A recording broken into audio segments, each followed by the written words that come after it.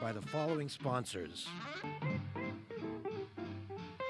the Trial Lawyers Association of BC,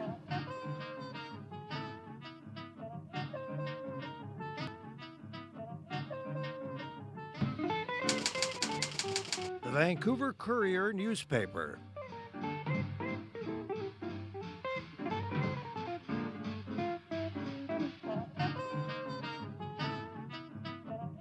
my new book about addictions, All the Way Home, Building Recovery That Works.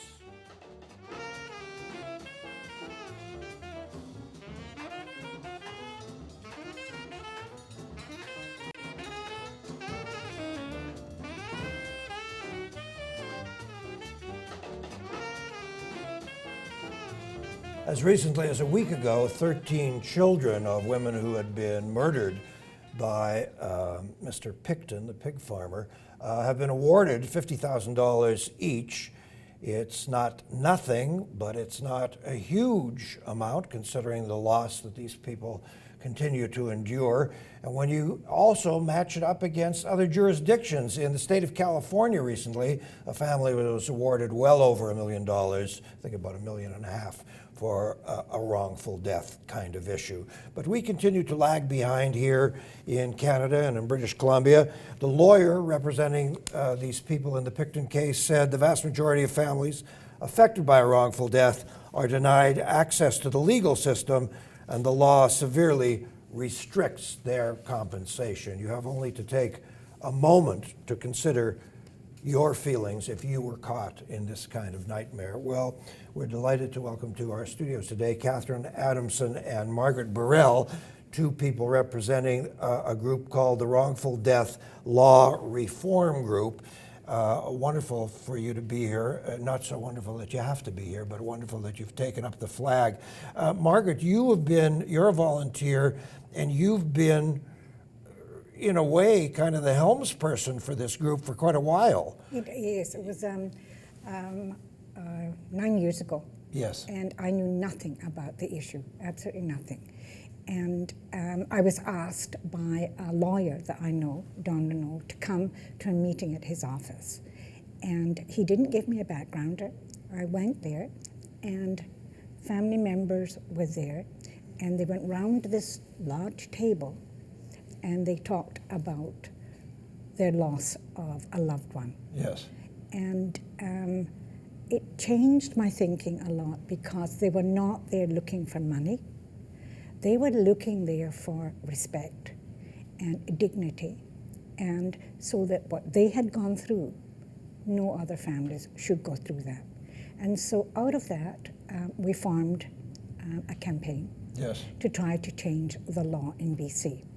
And so that's where it came from. And I would say that I am an average British Columbian. If you're not affected by your family, you don't know anything about this issue. When you speak about respect and dignity, what are you talking about? Because you're not just talking about the Robert Pictons of the world. You're also talking about medical malfeasance. That's you're right. Talking about all kinds of issues. Well, you see, if under existing legislation, if you are a senior, yes, or you're a person with a significant disability, yes, or you are under 19, you have no role in the law, the compensation. Your family, they don't get listened to, and so it is very, very challenging for the families, because they want somebody to give them answers. Yes. They want somebody to acknowledge their pain and loss.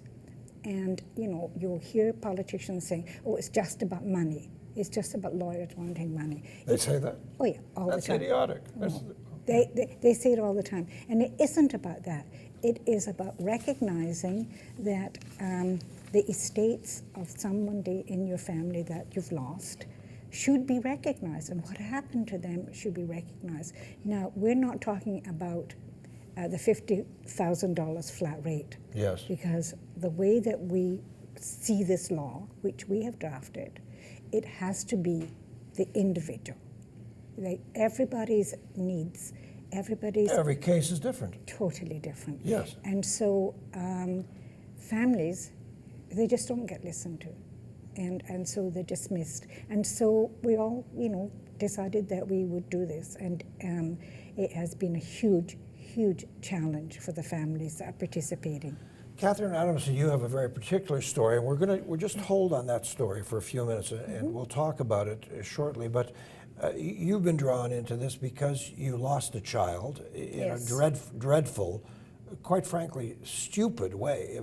A child is hurt, ends up in a hospital, and it's basically the hospital that ends up practically killing your child. Not practically. Yeah, killing your Yes, child. Yeah. yes. We're going to talk about that, but talk about some of the things that Margaret has hinted at, like there are 4 items that I see on your shopping list: right to information, protection, participation, and restitution. And as Margaret said, the restitution is the least of the concerns. What do you mean when you say right to information? What kind of information? The kind of information you'd get in a court case, where both sides have to open up their books and their information that you otherwise would be unable to have access to. So with the current law, the Family Compensation Act, the parents of, say, a child, in my case, a child that died due to medical error, we did not have, we were denied our day in court. So that's what the Family Compensation Act effectively does, is takes away your right to sue for a wrongful death. So in a court case, you would get all the information, you'd have the answers that you're looking for. But the Family Compensation denies that. The Family Compensation Act is a British Columbia law or a federal law? British Columbia law. Well, it's very interesting because we have a premier who has run consistently on this platform of families. Yes. What is she talking about exactly? You're not sure. It comes down to money. So with the argument, we certainly have sent our newly drafted wrongful Death Accountability Act, Yes. which speaks to accountability for causing a wrongful death. The previous act is the Family Compensation Act, which is all about money.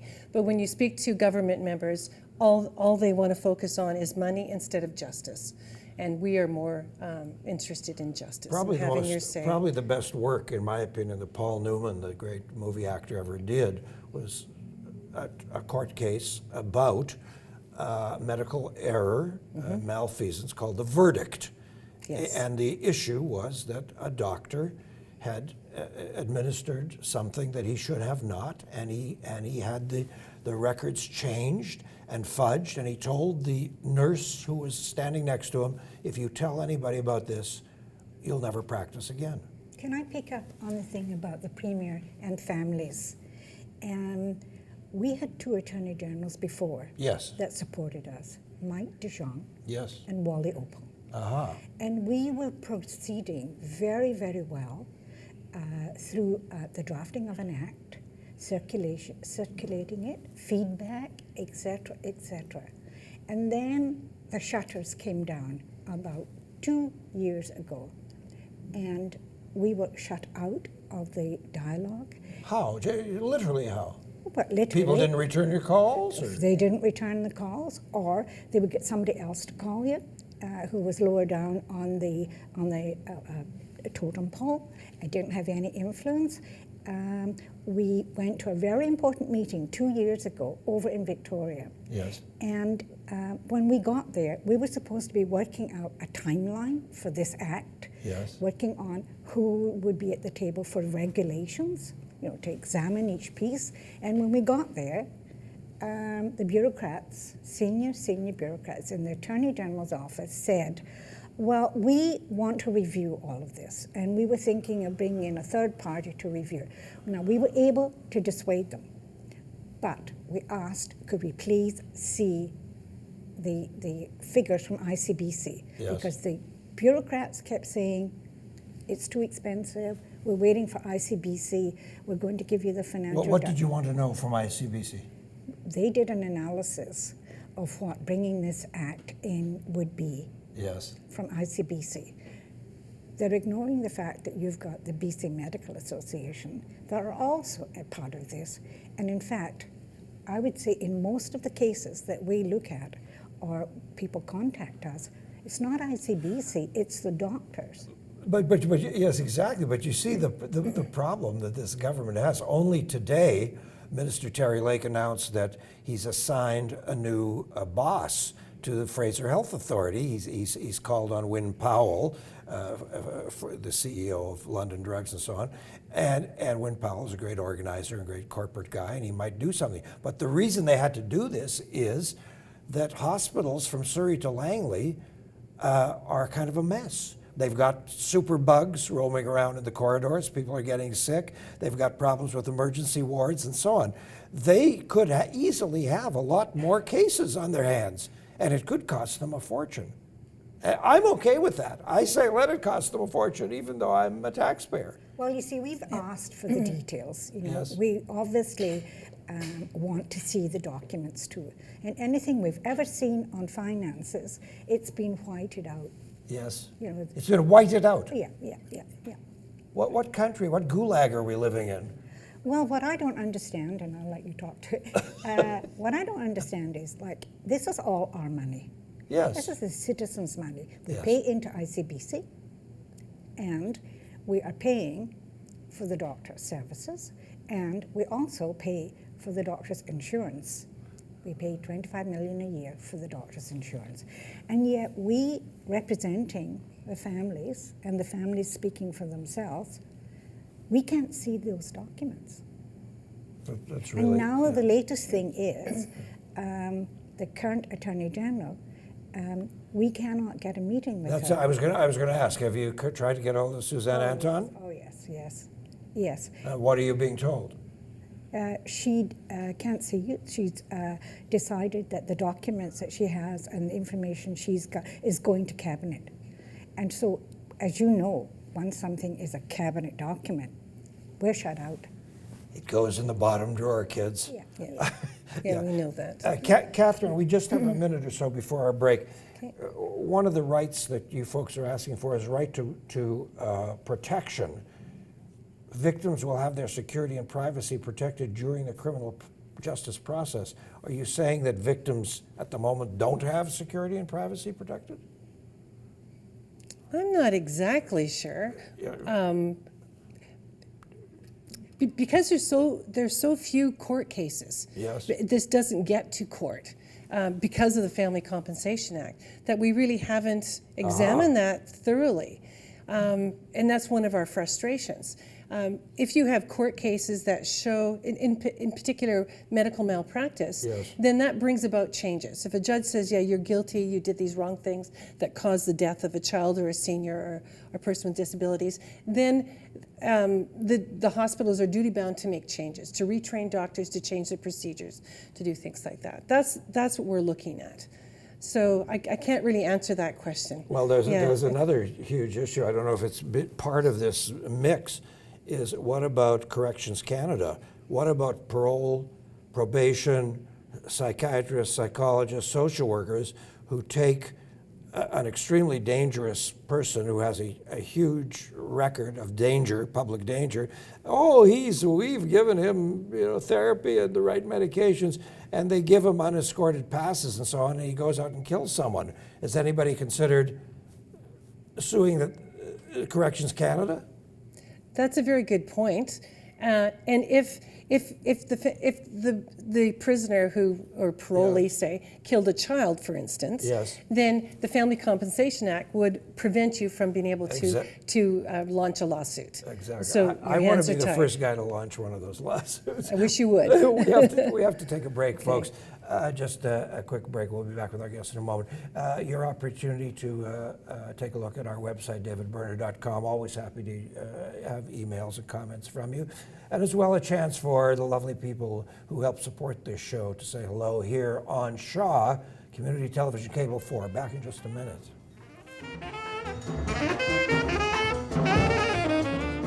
By the following sponsors. The Trial Lawyers Association of BC.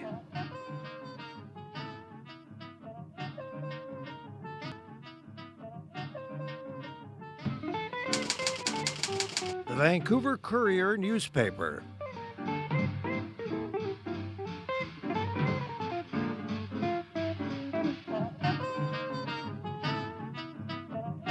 My new book about addictions, All the Way Home, Building Recovery That Works.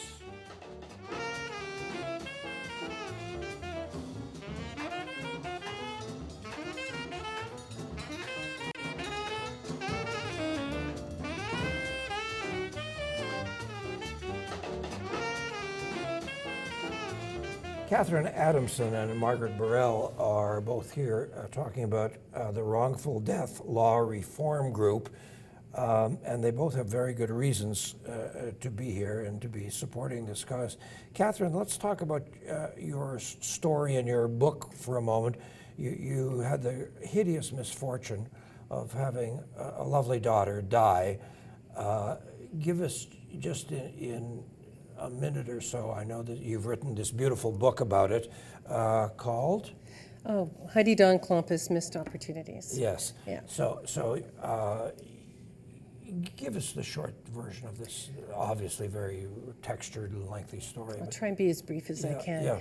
Yeah. She was standing on the side of the road. Drunk driver came and hit her and broke her shin bones. Yes. Actually shattered both tibia and fibula. Yes. She was taken to Peace Arch Hospital, where the doctor, the orthopedic surgeon on call, who was supposed to come in within 20 minutes of being called, kept delaying and delaying and delaying. So he should have come in the hospital about 1:30 in the morning, but he didn't show up until 9. And in that time, they had x-rayed her legs a couple of times and jostled her legs. They weren't properly splinted. She ended up having a fat embolism hit her brain that caused a brain seizure. So then she was rushed to Royal Columbian Hospital, where they battled to save her brain because her brain was swelling. So that's called fat embolism syndrome, when the bone marrow from open comminuted fractures, Yes. or when they're broken and overlapping, the bone marrow gets into the bloodstream and the fatty tissue hits the brain cells and causes these series of mini strokes. So that's what was happening to her brain. And that was caused by the jostling of her legs and having them not reset quickly enough. So Royal Columbian Hospital worked for the next 3.5 weeks to try and save her brain. And in the meantime, she had a tracheotomy, the incision for a Yes, breathing yeah, tube, yeah. for the last couple, as they were bringing her out of her coma, because they wanted it below her vocal cords, so that she wouldn't damage them if she was vocalizing as she was coming out of her coma. But they missed an infection that was there. And the infection in her trachea ate away a hole in her trachea next to the innominate artery.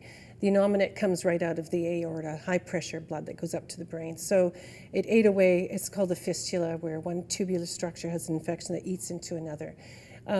So it ate into the innominate, and then she ended up bleeding out.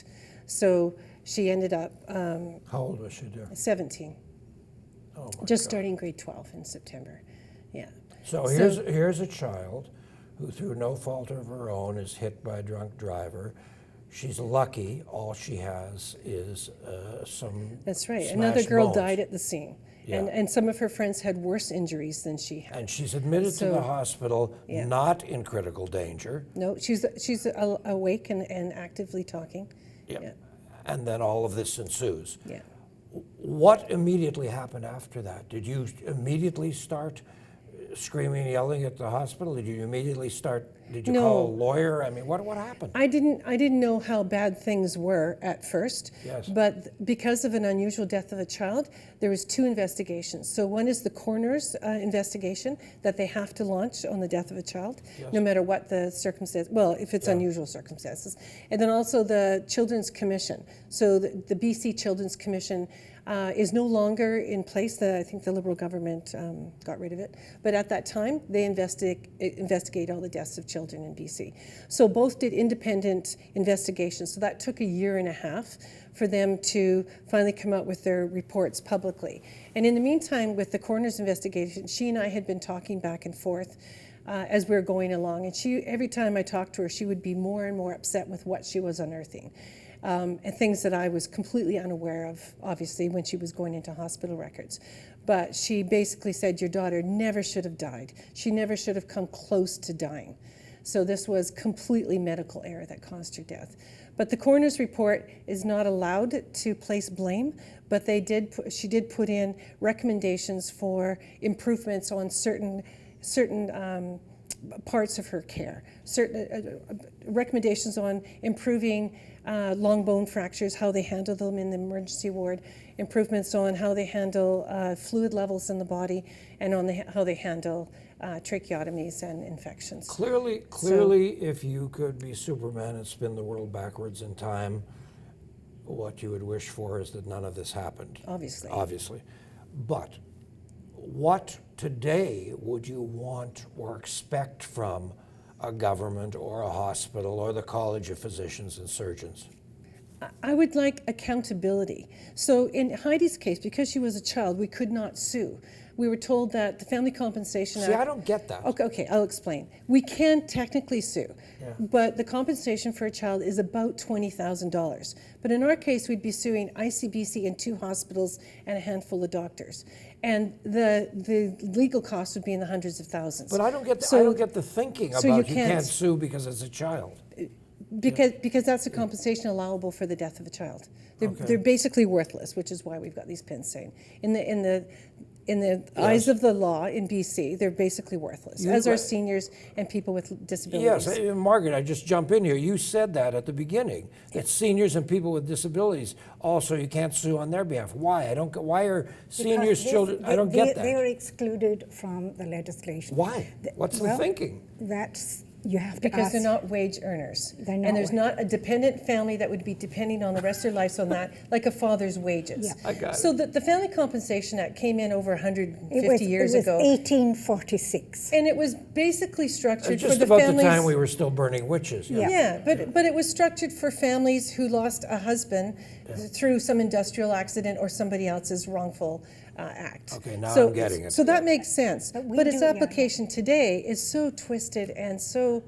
We are the worst province in Canada. Really? Yes. And I would think, I'm trying to put myself in your shoes, I would think that the very least I would want is information, is for people to tell me the truth, what actually has happened here. Yes. Well, and luckily we were able to find that out. Yes. So, and in the process of writing my book, I used the Freedom of Information Act to get all the records from the hospitals and the RCMP But and everything. you had to do that. Yes, and it took several years. It took a lot of work. Yeah, it took a lot of blood, sweat, and tears, basically. And So, you're thinking about families having to live this every single day. Yes. which is very difficult. So what about...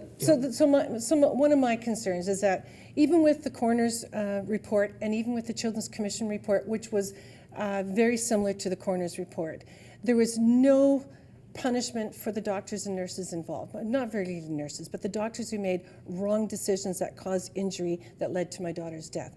There were no penalties, no absent without pay, At the very least, nothing. At the very No least, punishment it to might them. help to hear a doctor or a nurse say, you know what, we blew this. or I'm sorry. I'm sorry. An apology would have been nice. Something. Yeah. And that was a theme that I got from the families and continue to get from the families. Yes. It isn't about vengeance. It's about respect. Acknowledging a wrongdoing and an Exactly. apology. But look at this friend of ours whose son was Clifford Olson's first victim. While Olson was still alive, every year or so he had to put up with parole hearings for this lunatic who was never going to get out, and he had to travel to Montreal. You know, nobody was paying for him to do these things, and he'd come back a complete wreck. Yeah. A father who'd lost a son, you know, and he'd have to relive this nightmare. Yeah. Well, the families relive it all the time. And when you go to talk to politicians about it, a big shutter comes down. Now, Money. That's it. And it's not about that. It's about analyzing the individual situations, respecting those that are left behind, and in particular, respecting what happened to the victims. Yes. And so if they could go beyond just looking at this as money, they won't articulate the money, they won't tell you the numbers, but if they could go beyond that and look at this is a rights question. And why is it in British Columbia we have the worst legislation in Canada? And we have the family premier. So she says. Yeah. So do you have a lawyer or 5 lawyers? Do you have people working for you? What's yeah. coming up? What's coming up? We just have 2 minutes left. No, what's coming up is continuing to go and lobby and talk to the media, because, as I said, there are very few people that really understand what the families are going through. And many of the families that contact us are isolated. They're totally isolated. They're struck by what's going on, and they don't have the skill base to go forward, and they just want recognition that a wrongdoing happened, and could they please be respected on behalf of their family member.